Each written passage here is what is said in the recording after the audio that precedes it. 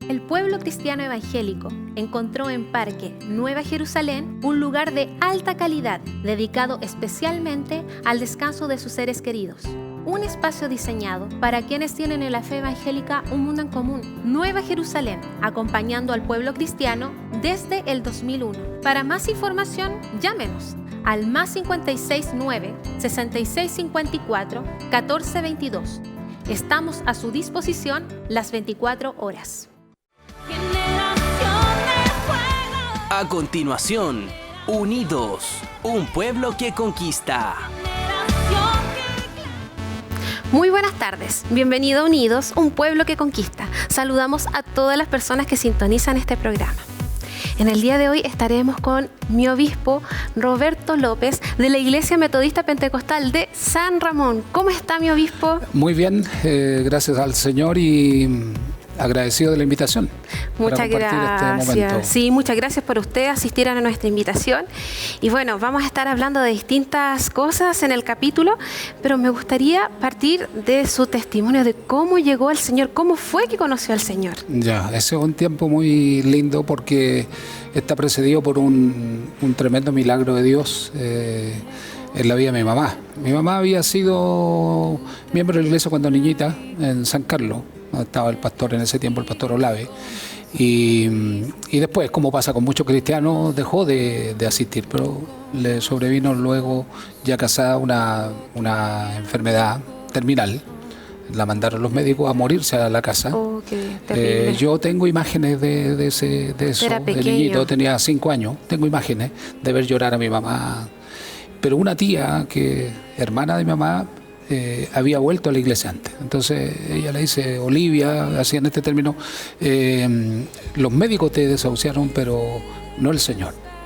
Y te invito que vamos a la iglesia. Entonces dentro de la aflicción que tenía y como tenía cierto conocimiento desde niña, acudieron a la iglesia, allá en la población San Rafael, donde era pastor el que posteriormente fue mi suegro, el pastor Hugo Geisel. Ahí un templo muy pequeñito, de fonola, tierra, como eran los templos en ese tiempo, estamos hablando más o menos del año 67, 69. Llegó mi mami ahí y en una clase de dorca. Y ahí le hicieron pasar adelante y todas las dorcas la ungieron. Y la oración de mi mamá fue, Señor, dame vida hasta que mis hijos estén grandes y yo te serviré todos los días de mi vida. Cuando vino el ungimiento de la hermana, ahí pasó una cosa tremenda. Mi mami cuando describía esto decía un calor que le sobrevino, una cosa tremenda. Ese día mi madre fue objeto de un milagro tremendo de Dios en su vida. De tal manera que con mi madre caminamos juntos los dos, 56 años en el Evangelio. Le dio mucho más años de lo que ella pidió. Sí, mi mamá falleció hace más o menos unos 3 meses atrás. Sí. 56 años en el Evangelio, los dos fuimos compañeros. Después de ese milagro tremendo. Y ahí, claro, mi mamá empezó a llevar a la iglesia, formé parte del coro infantil y después todas las etapas de mi vida las pasé en la iglesia.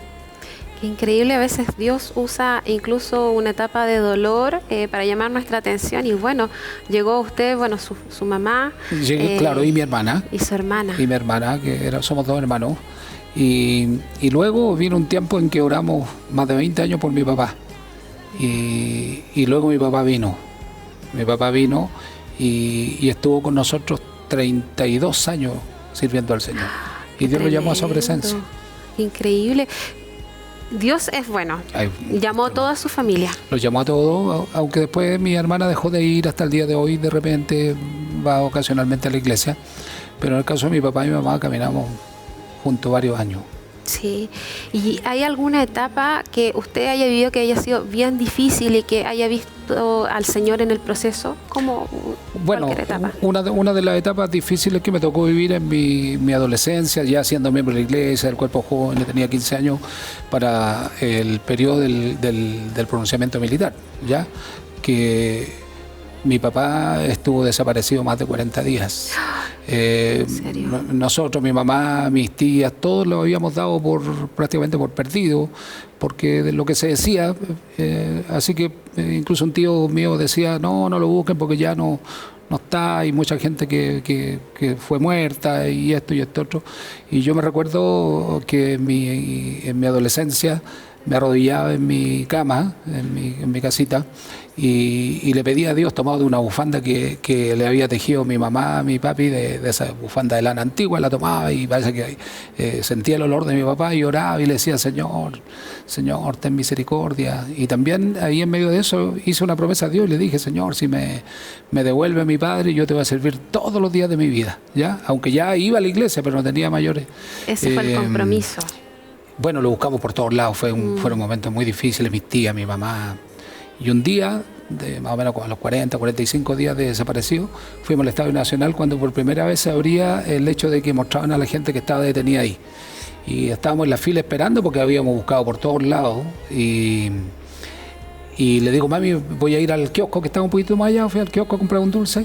Y llego ahí y empiezo a mirar los diarios y veo la página que habían publicado el día anterior donde habían entrado los periodistas y por primera vez habían sacado fotos de los que estaban detenidos. Y miro y me centro inmediatamente y veo a mi papá. Y corro donde mi mami y le digo, mami, mi papi está aquí. ¿Y cómo? ¿Cómo sabe usted que está aquí? Mami, no, venga, si está en el diario mi papi. Claro, mi papi, era él. Dios hizo otro milagro. Dios nos devolvió a nuestro papá. Toda la iglesia estaba orando, mi pastor, la congregación, pidiéndole a Dios que tuviera misericordia y bueno, Dios nos devolvió a mi papi. 40 días difíciles, pero que ustedes buscaron mucho al Señor. Mucha oración, mucho rogar, mucho interceder, que si estaba vivo, Dios lo protegiera, lo guardara. Y volvió a nuestra casa. Claro, qué tremendo testimonio. Es una cosa tremenda que me tocó vivir en mi adolescencia.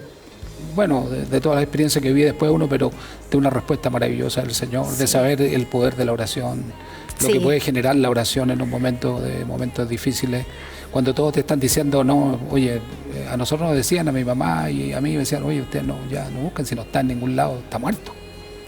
Y qué increíble, claro, el poder también de la unidad en la oración, todos estaban obrando con el mismo objetivo, toda la iglesia orando. Y siempre el pastor que era mi suegro, fue mi suegro en forma posterior, siempre decía, no, hermana Olivia, sigamos confiando, sigamos creyendo. Y así fue, pues Dios tenía una respuesta tremenda. Claro. ¿Cómo fue que usted se dio cuenta del llamado que usted tenía al ministerio?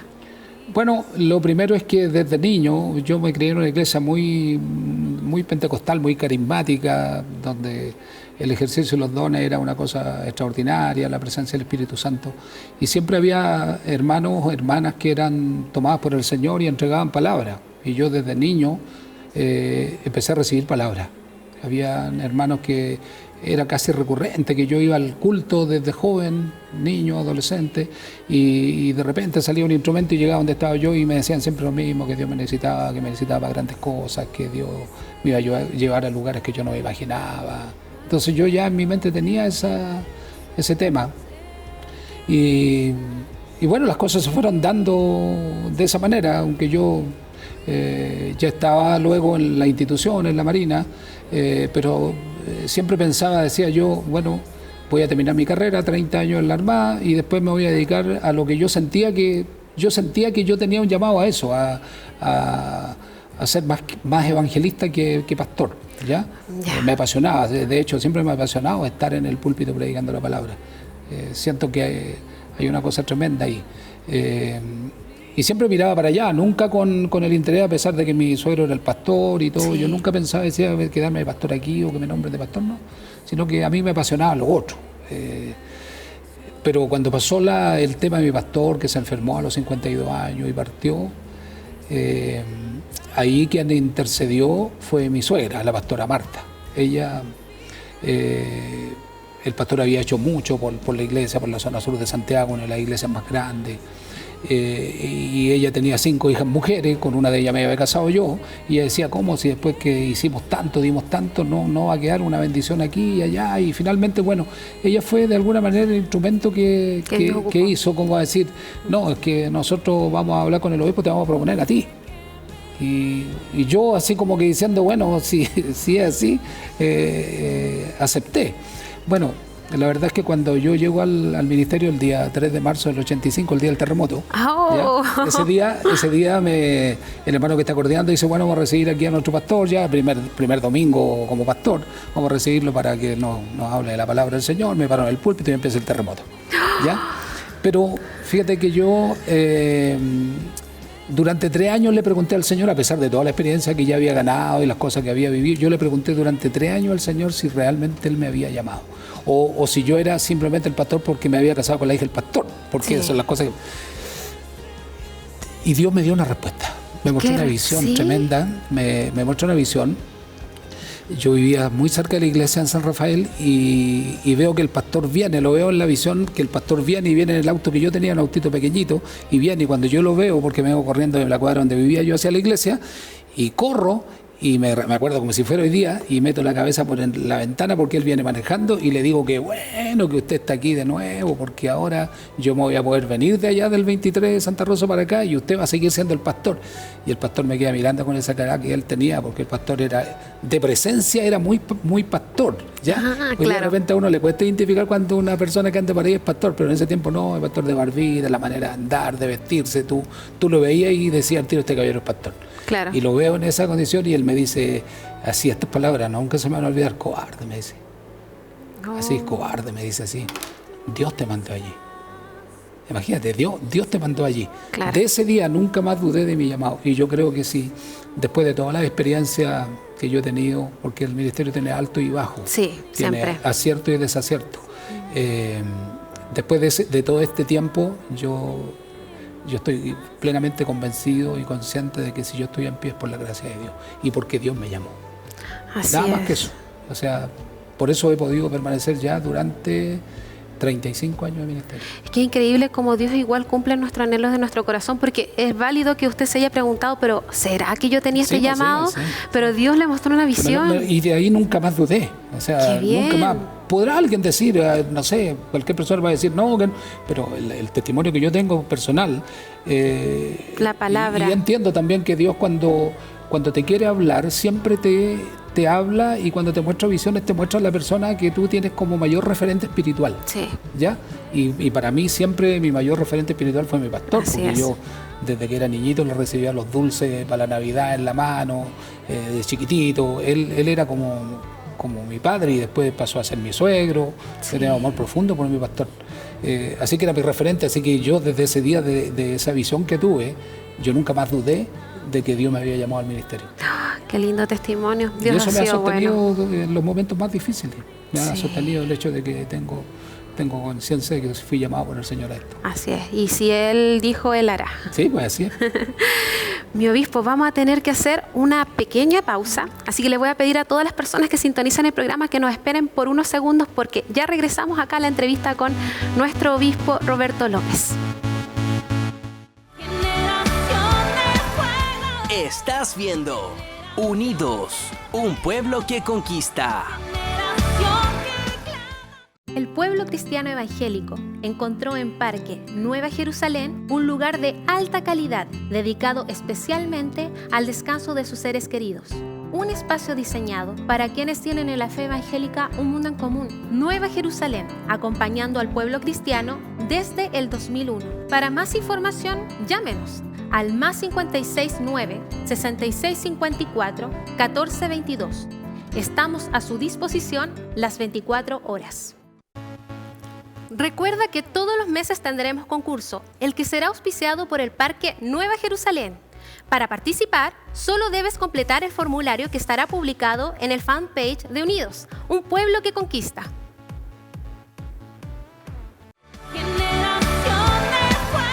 Estás viendo Unidos, un pueblo que conquista. Y ya estamos de regreso aquí en Unidos, un pueblo que conquista. Recordamos que si usted desea tener alguna información del Parque Nueva Jerusalén, nuestro auspiciador, lo único que debe hacer es contactarse al +569 6654 1422. En ese número telefónico podrá responder la persona que cualquiera de sus consultas, así que no dude en llamar. Vamos a regresar entonces a la entrevista con mi obispo Roberto López. Me gustaría que usted en este momento ahora nos comentara de la Iglesia Metodista Pentecostal de San Ramón, de las actividades que realizan. Ya. ¿Qué me podría decir? Bueno, la iglesia de San Ramón sigue siendo una iglesia pentecostal. Dentro de nuestra declaración de propósito, 3 cosas son muy importantes. Una que tiene que ver con el tema bíblico. La iglesia de San Ramón es una iglesia que se ha transformado en una iglesia bíblica. Lo otro, una iglesia que siempre está con la mano extendida, ¿ya? Para ayudar, para servir. Y lo otro, que es una iglesia que se involucra mucho en el ámbito del evangelismo. Ahí te resumo más o menos la iglesia de San Ramón. Después de años de trabajo, lógicamente cuando yo llegué ahí la iglesia era mucho más pequeña. Logramos construir 2 grandes templos. Qué hermoso. Logré también, gracias al Señor, porque Dios me hizo sentir el año 2009 entregar dos pastorados, y de la iglesia han salido a lo menos unos entre 7 y 9 pastores ya de nuestra iglesia que están en diferentes partes del país. Qué lindo.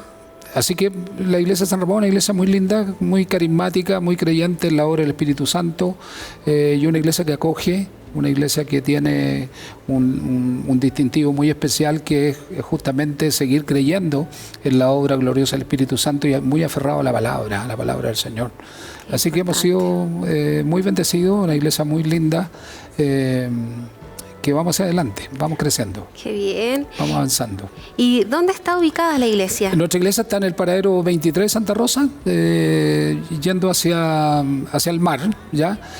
Ahí frente al Liceo Comercial, ahí está nuestra iglesia, y los días de reunión son los días martes, los días jueves a las 8 de la noche, y el día domingo especialmente a las 6:30 de la tarde. Además de las predicaciones que hacemos en la calle, los cultos de oración, el culto de mujeres, las reuniones de jóvenes. Hay varias actividades. Bastantes actividades en la iglesia de San Ramón, una iglesia que se mueve harto. Qué bueno, así que bueno, ya sabemos las reuniones generales, así que martes y jueves a las 8 de la tarde y los domingos a las 6. 6:30. 6:30, perfecto. Y bueno, hay mucha gente que conoce la iglesia de San Ramón, una iglesia que es bastante conocida en Santiago. Es una iglesia muy bendecida, muy linda. Y mi obispo, me gustaría que pudiera comentarnos, en su opinión, cuáles son los principales desafíos de la iglesia en el día de hoy. Bueno, hoy es cierto que siempre hemos luchado contra algo que es, de alguna manera, concretar un mayor espacio de unidad en la iglesia. Sí. Se han hecho harto esfuerzo. Estamos en eso, ¿ya? La iglesia, después de la promulgación de la ley de culto 19638, tuvo que asumir otras responsabilidades que la iglesia antes no asumía, como por ejemplo en la relación con todos los poderes del Estado, ¿ya? Y eso generó un cambio en el tema de la iglesia con respecto a eso. Hoy día tenemos que relacionarnos con estos poderes del Estado, y especialmente cuando hay situaciones como las que han ocurrido en nuestro país, donde hay temas antivalóricos o valóricos, como podemos llamarlo, que la iglesia de alguna manera tiene que mostrar cuál es la actitud que tiene la iglesia frente a estas cosas. Sí. Y esas cosas se hacen lógicamente orando, pidiendo a Dios, pero también representando todo este sentir de la iglesia y la postura de la iglesia delante de las autoridades que corresponden, porque es ahí donde se definen las cosas. Las leyes se ratifican en el Congreso y pasan por lo que significa todo un proyecto de ley, y si la iglesia no tiene presencia en esto, absolutamente las cosas van por un carril donde no hay cómo detener las cosas. Sí. Y mi experiencia es que a través de las organizaciones que han habido se han logrado cosas, no todas, no como uno quisiera, y muchas de esas cosas por falta de unidad, ¿ya? Porque de repente siempre está ese mal en nosotros de sentirnos que nosotros somos los autorizados, o nosotros somos los únicos que tenemos la autoridad para decir esto, sí. Pero nos falta un poquitito de unidad, y de esa manera yo creo que podríamos lograr o haber logrado mejores cosas. Yo creo que uno de los grandes desafíos es eso, lograr una unidad que nos permita tener una mayor capacidad de decir esto es lo que la iglesia de alguna manera requiere o representa, o hacia allá queremos caminar. Ese es uno de los grandes desafíos. Y lo otro, superar en este tiempo, por el contexto en el que vivimos, por la situación económica en la que vivimos, por los cambios que han pasado en el mundo entero, superar, yo creo que una crisis de fe que está afectando a muchos cristianos. A muchos cristianos. Hoy día lo que uno más ve es una transferencia de hermanos de una iglesia a otra, que más que un crecimiento de la iglesia. Una transferencia. Y también apuntar a aquellos jóvenes que yo siempre digo, son de cuarta generación evangélico y han logrado ser profesionales Sí. que no sucumban frente a todo lo que este mundo moderno nos ofrece y que de pronto se contrapone mucho con los temas de fe, ¿ya?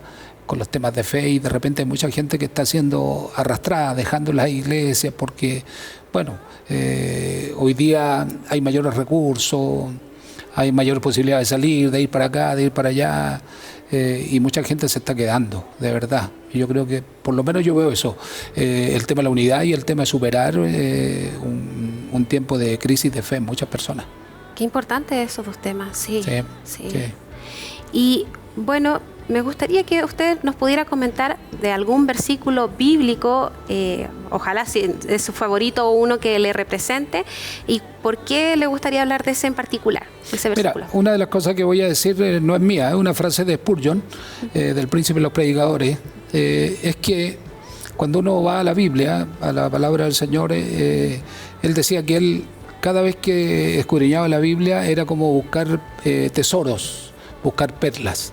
Y cuando él se refería a eso, se refería a que cada vez que él iba a la Biblia, iba buscando y se iba encontrando con Cristo. Claro. Y se encontraba con Cristo, y él dice, yo me encuentro con Cristo desde Génesis hasta Apocalipsis.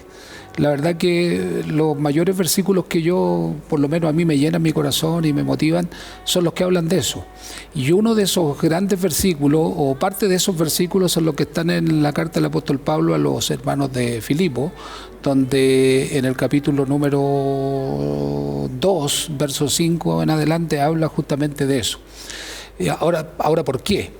Porque lo que el apóstol pretende ahí de enseñarle a los hermanos son los lazos de amor que deben haber en una comunidad, Sí.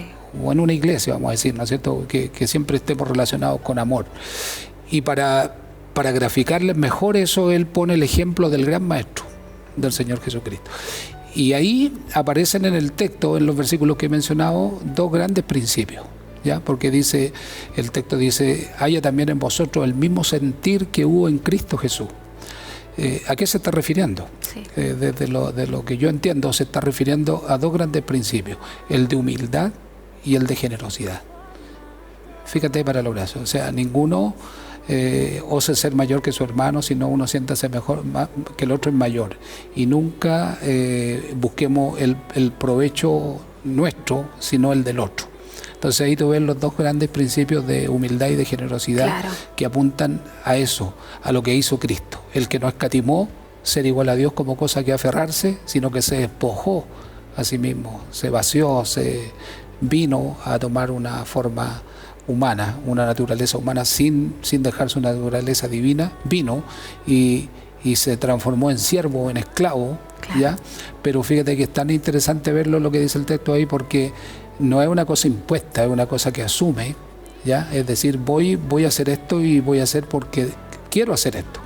Y eso está ratificado en la oración de Jesús en Getsemaní, cuando le dice al Padre, Padre, si es posible, pásame esta copa, pero que no se haga mi voluntad, sino que se haga tu voluntad. Y ahí viene después esa declaración, por eso a él se le dio un nombre que es por sobre todo nombre que había sido dado ya cuando José está muy preocupado de lo que ha pasado con su desposada María, ¿no es cierto? Y dice, bueno, ¿qué pasó aquí? Y viene el ángel y le habla y le dice, no temas porque lo que en ella hay, ¿no es cierto?, es un ser santo, y llamará su nombre Jesús. Sí. O Salvador o Yeshua, ¿no es cierto? Sí. Porque va a salvar al mundo. Nombre que nadie puede asumirse, no solo él. Y termina esa porción bíblica diciendo, por eso que en el cielo, en la tierra, al único que se le puede dar toda honra y toda gloria es a él. Ese es uno de mis pasajes, mis versículos favoritos. Y mi obispo, bueno, usted en algún momento de su vida nos comentó que tuvo que trabajar en el ámbito secular, pero también en el tema ministerial. ¿Cómo lo pudo hacer? ¿Cómo pudo equilibrar estas dos cosas, estas dos actividades? Bueno, fueron tiempos bastante difíciles, muy pocas horas de dormir, de todo, pero yo tenía una pasión tan grande por el Señor y por la iglesia que me trataba de sobreponer, y lo otro que me ayudó mucho fue mi testimonio al interior de la institución, porque siempre tuve la garantía de que los jefes me daban libertades o me daban ciertas ciertos privilegios en el sentido de tiempo para decir yo tengo que ir a tal lado, tengo que ir a una reunión, tengo que ir aquí, tengo que ir allá, y siempre tenía esa posibilidad que los jefes me daban esa gracia. Porque había de por medio un testimonio. ¿Ya? De hecho, a mí me conocían por el hermano en la institución, todos me conocían por el hermano, a mí no me conocían, muchos quizás ni siquiera por el nombre, pero me conocían por el hermano. Y eso me ayudó mucho. Y lo otro, de haber recibido una iglesia que me apreció, me quiso, me respetó, me entendió por qué yo seguía trabajando, y soy un agradecido a los hermanos que algunos ya no están tan con el Señor, me ayudaron mucho en mi primera etapa. Claro. Ellos fueron muy importantes para mí, mi familia, ya, muy importante. Me ayudaron mucho a sobreponerme a todas esas dificultades que significaba tener que cumplir en todos lados y tratar de cumplir bien. Qué bueno, porque recibió el apoyo tanto de su congregación y también de su trabajo. Y lo que yo vi que no era en ese momento impedimento, porque yo vi un florecimiento de la iglesia. De hecho, los años más lindos de la iglesia fueron ahí cuando la iglesia prosperó y creció de una manera bastante importante. Claro. A pesar de que yo no estaba 100% dedicado, pero entendía que el Señor sí estaba, y como Dios me había confirmado que Él me había llamado, lógicamente que era el dueño de todo. Así es. Y para finalizar, mi obispo, ¿podría usted dar un mensaje a las personas que sintonizan este programa? Sí, bueno, en primer lugar un mensaje a los hermanos, a la iglesia, a no bajar los brazos, a sobreponerse a estas crisis de fe que hay hoy día, a animarse en el Señor, a saber que estamos trabajando y esperando un tremendo galardón del Señor, y que ninguna cosa de esta vida puede robarnos ese gran privilegio que tenemos de ser hijos de Dios y tener un destino final. Y lo otro, para los que no conocen a Dios, invitarlos a que vengan. El Evangelio es tan sencillo. Hay dos cosas que dice Pablo en el libro de Romanos: si confesares con tu boca que Jesús es el Señor y creyeres en tu corazón que Dios le levantó de los muertos, serás salvo. A veces la religión complica un poco todo esto, pero fíjate en esta declaración sencilla: si creyeres en tu corazón y si confesares con tu boca, nada más, serás salvo.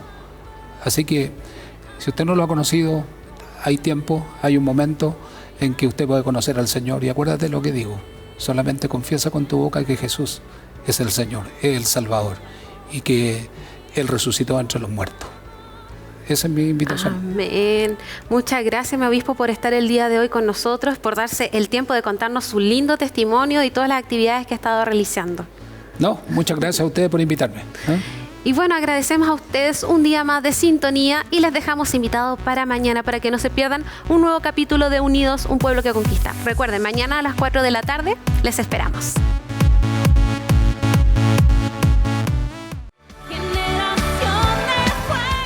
Hemos presentado Unidos, un pueblo que conquista. Nueva Jerusalén, donde el pueblo evangélico encontró un lugar de alta calidad, dedicado especialmente al descanso de sus seres queridos. Estamos a su disposición para apoyarlo las 24 horas.